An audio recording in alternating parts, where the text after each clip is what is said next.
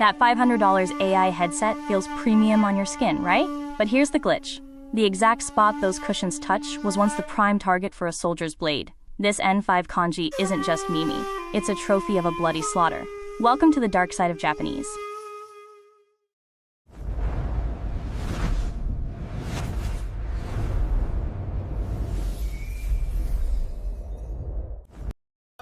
Your JLPT textbook lied to you. They tell you it's a simple pictogram of an ear. How innocent, how pure. But human history isn't pure, and neither is the origin of this kanji. Today, we are going to dig up the bodies and expose the truth behind the strokes. Grab your notebooks, because this isn't going to be on the test, but you will definitely never forget it. Let's dive into the slaughter. Let's rewind all the way back to 1200 BC, to the era of oracle bone script. See that organic, curved shape? It actually looks like a real human ear. Kinda cute, right? But hold on to your textbooks. Because as the centuries pass, things are about to get uncomfortably geometric and incredibly violent. The soft curves will soon be replaced by the sharp, unforgiving lines of a blade. Look at this boxy, rigid structure. This isn't a delicate anatomical drawing anymore. No, it's a flesh basket. A literal, woven container designed for a very specific, gruesome purpose. To hold severed human ears gathered from the battlefield. Suddenly, your basic N5 vocabulary quiz feels a lot more like a true crime podcast, doesn't it? This is the reality behind the symbol you've been casually writing. Let's break down the strokes, shall we? Stroke 1 isn't just a simple horizontal line to start your character. It represents the swift, merciless slice of a blade severing the ear right off the victim's head.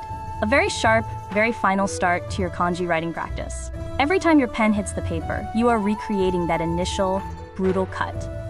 Then we have the vertical walls of our lovely little basket, and those two horizontal lines resting inside. Don't kid yourself, those aren't cartilage or inner ear structures. They represent the stacked, bloody slices of collected ears piling up inside the container. Talk about a macabre game of Tetris. It's a visual representation of a gruesome harvest. Finally, we reach stroke 6. That long, definitive line at the bottom, it's sealing the basket shut. It's securing the gory score, so nothing falls out during transport. So the next time you write this character, remember the finality of that stroke. You're locking away the bloody evidence of a massacre. The basket is full. Now let's look at how this radical is used elsewhere. Take the kanji for take or fetch, toru. Look closely. It's literally a hand grabbing an ear. You don't take an ear gently. You harvest it. This is War Trophy Collection 101. To take something, historically, meant to take a piece of your conquered enemy.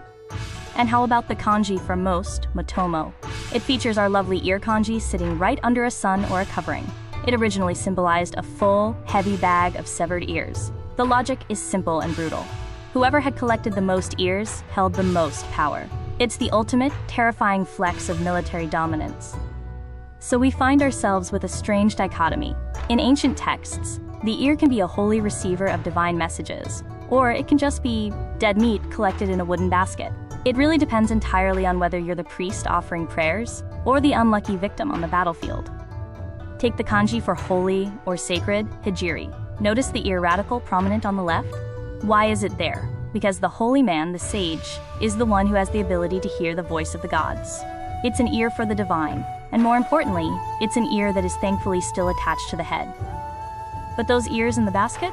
Those war trophies? They hear absolutely nothing. They are deaf to prayers and pleas.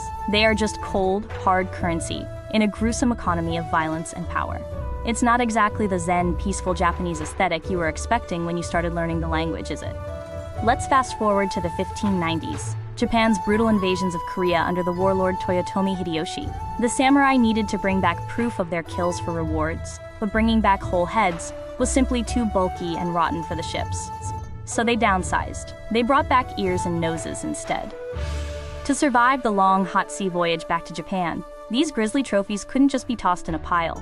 They were meticulously packed into wooden barrels and pickled with salt and sake. It's a very different, very dark kind of preservation. Imagine being the unlucky quartermaster having to do that particular inventory check. Tens of thousands of these barrels eventually arrived in Kyoto, and they didn't just throw them away or burn them. They buried them in a massive mound called mimi-zuka. It's still there today, right in the city. A quiet, unassuming grassy hill that is actually hiding a terrifying amount of human remains. Here's a fun, sarcastic fact for you. It was originally going to be called Hana-zuka, the nose mound, But some PR genius in the Edo period decided that ear mound sounded slightly more elegant and less barbaric for the capital city. Yes, because a giant mound of severed ears is just so much classier. So here we are today. You're using modern technology, wearing sleek headphones resting comfortably on your intact ears, while you study ancient, blood-soaked symbols on your glowing screens. The contrast is almost poetic, isn't it? It's poetic in a twisted, horror movie kind of way that makes you question everything you read. Most people taking the JLPT N5 will just blindly memorize the shape, pass the test, and move on. They don't know the dark, violent history lurking beneath the ink. They just see a simple ear. But now, you are cursed with the bloody truth. Blade, basket, meat, seal. That is the true, unforgettable mnemonic for the ear kanji.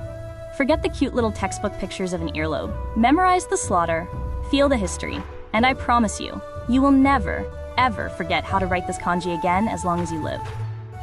So go ahead, pass your exam, ace that vocabulary section with flying colors. But just remember, every single time you see Mimi from now on, you'll hear the faint echo of history. It will never be just an ear again. Good luck studying, and watch your back.